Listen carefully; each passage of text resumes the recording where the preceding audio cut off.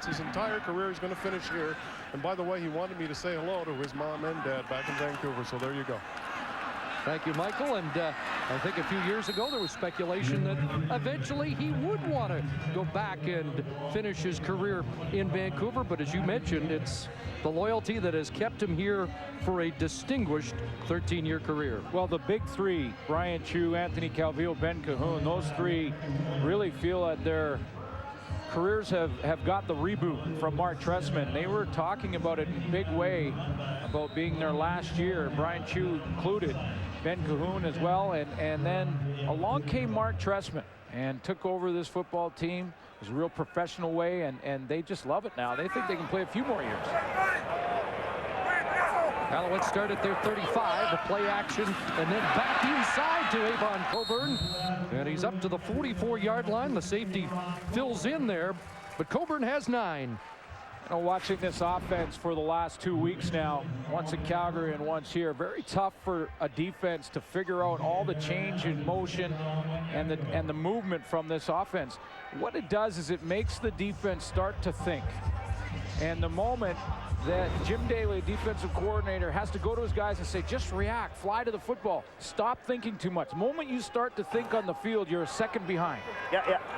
Adrian McPherson comes in on second and short, 4 times last week for 14 yards, and off the right side for another Alouette first down. Becomes a guarantee for Adrian McPherson. One of the best in the business at getting that first down when he needs just a yard or two, and then he picks up a few more. Scott Milenovich and Mark Trestman together, the offensive coordinator and head coach, have put together some kind of game plan that they've added to from a year ago, and not just tweaked it, not just changed things up a little bit for different looks, but made some serious additions along the way. Calvillo studied hard, had to. In his 16th season in the CFL, said he studied more than he ever has, and that's saying something. But it looks good. It looks real sharp. Officials conferencing. On the previous play, we had illegal procedure, illegal formation, number 58 lined up as an end. It's a 5-yard penalty. Remains second down. Luc Brodeur-Jourdain, the rookie, came in as a tight end but did not check in with the officials, and so that is called an illegal formation. I think what Mark Trestman wants to know, though, is can you call a penalty on the previous play once that play is over? Do they because I didn't see a flag on that. No, there was no flag. There was no flag, and then they spotted the ball, snapped it, went to the next down, and then they came back and said, oh, by the way, last play. No, it was on the second and 1. The second one gets the first formation. And so before they snap it here, they go back. Okay, yeah, exactly. So because that's an ineligible number, the rookie has to check in with the officials. Yes. We didn't get the check in. And Mark Trestman is saying there was no flag, so he's got the challenge flag out. Yeah, you can't challenge a penalty. You cannot challenge a penalty. So it means it's 2nd and 6. Anthony Calvillo had 130 yards passing in the first quarter last week. He has 101 so far in the opening 12 minutes tonight. Looking at 2nd and 6, and they hand it off. Coburn slices across the 45 and has a first down. That's when you know your offense is really clicking, Chris, is when you can run the ball on 2nd and medium, 2nd and 5, 2nd and 6, 2nd and 7, and you feel comfortable to run the football. You know your offense is producing. It's keeping the defense off balance. They're not sure, and they're guessing and reacting late. Defenses like to attack. Jim Daly wants to attack with his defense rather than wait to see what Anthony Calvillo will do. First down at the 47. Coburn releases and has the catch, and Coburn brought down by Jason Goss as he crosses the 50-yard line. And I know Dan Kepley mentioned prior to the game that you can plan for Calvillo, you can drop a lot of guys, but it's Coburn that adds that extra level of difficulty to this offense. Yeah, he creates matchup difficulties because if you drop off and play zone, he can catch that little swing pass underneath the zone. You play man, you might get him matched up on a linebacker, which favors Montreal. This guy had some wars with the Alouettes in his day. What a rivalry that was in the 70s. Calvillo, quick hit and ball drop. This time Coburn can't hang on. And the Alouettes unable to convert that second down play. This is the matchup that I'm talking about. Mark Rastelli, the linebacker out of Cal Poly, in his first year with the Eskimos. Just off to the left here, you just see him the left of your screen. Now he's going to have to pick up Coburn out of the backfield. That's what Kepley was talking about. Can create matchups when you play man-to-man. You might get him. Now he could turn that and go down the field and go deep on. We got to get to know Rastelli because his minor in college was winemaking. I'm in. Here's Tristan Jackson. And he is swarmed before he gets to the 25-yard line. A 43-yard Duval kick, 9 on the return.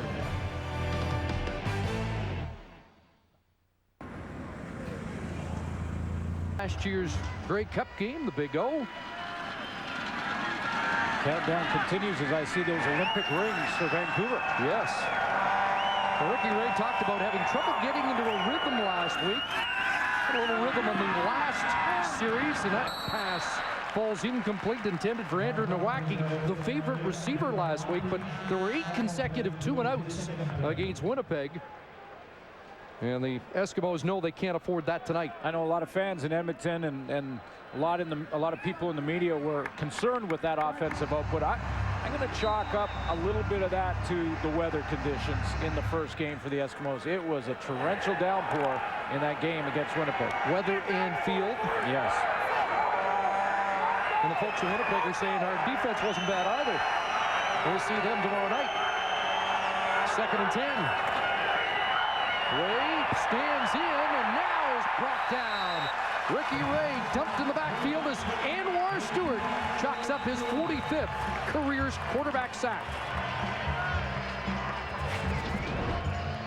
Anwar Stewart works with that front 4 and runs a stunt. They're going to crisscross up front. Karan Williams comes all the way around the corner. And Karan Williams meets Anwar Stewart at the quarterback. Did you call that a coverage sack? Looked like he had time, but didn't have anybody downfield.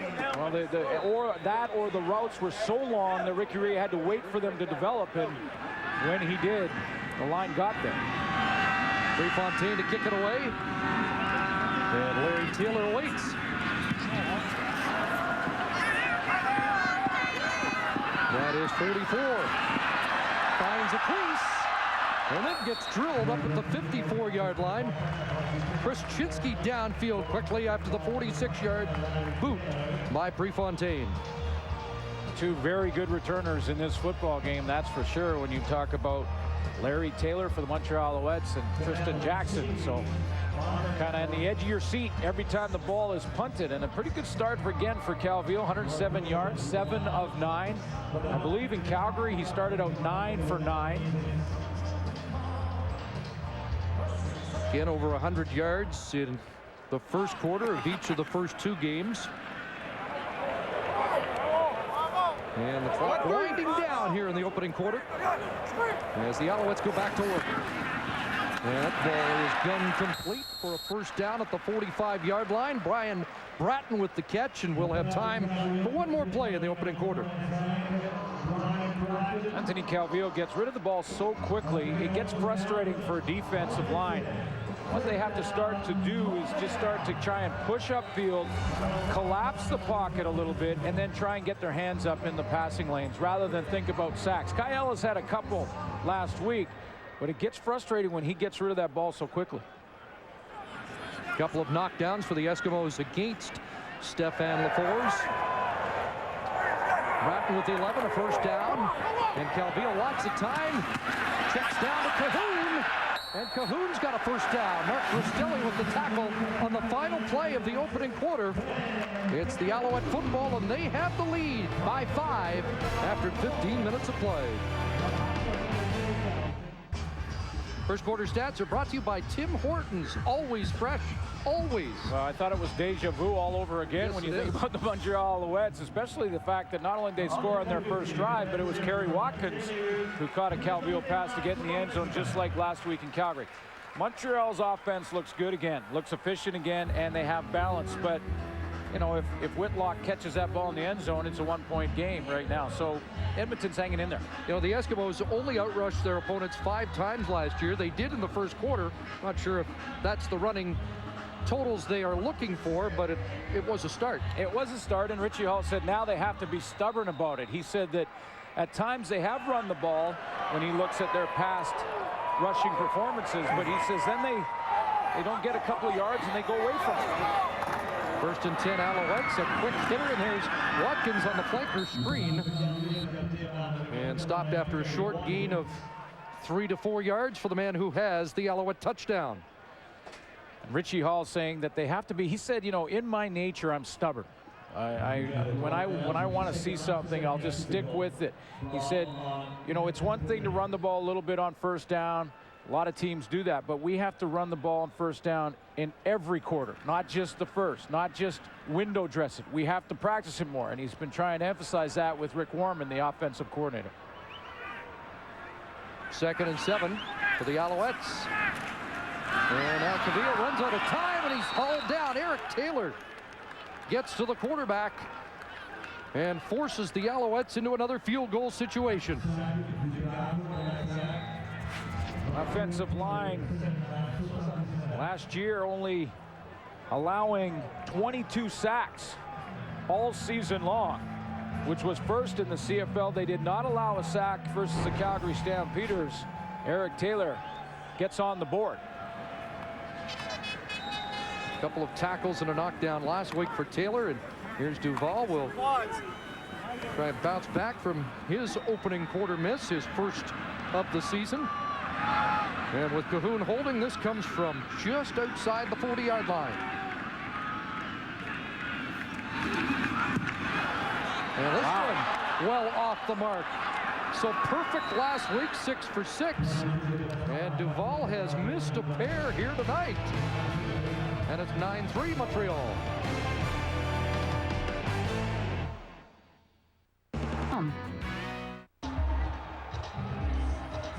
All the names on the marquee tonight, two of the best in the Canadian Football League.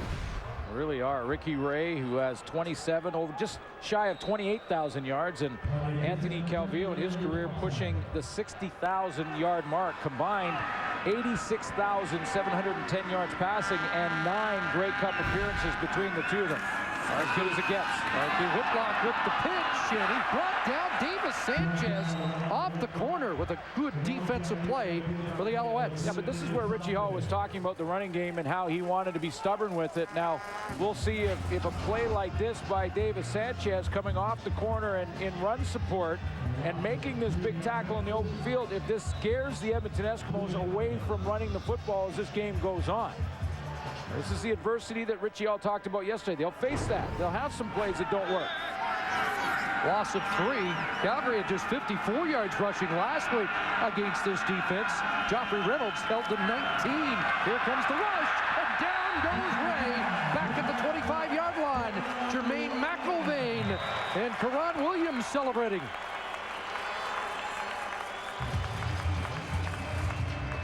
You know, a lot of blitz from the Montreal Alouettes, but 4-man pressure, and they're just winning the one-on-one battles. It looked like it was Kyle Koch on Karan Williams, and if he gets credit for that first one when he was in a tie with Anwar Stewart, that'll be a couple for Williams on the night. It did look like Williams gets there first. John Bowman there, a meeting of 3 defensive linemen at the quarterback. Karan Williams, the defensive player of the season for Montreal last year with 10 sacks. And here's Larry Taylor. And he'll be brought down at the 44-yard line. Tim St. Pierre downfield first. defensive line having a great start. A forced fumble and a few sacks already. Yeah, Ricky Ray's got to figure out how to try and get the ball out of his hands quicker or shore up the protection, because right now, just with four-man rush, Montreal Alouettes are getting it done on defense. The bookends are off to a good start. Anwar Stewart, John Bowman, and we've seen Perron Williams, who I believe now will have registered 2 sacks. There's one of them.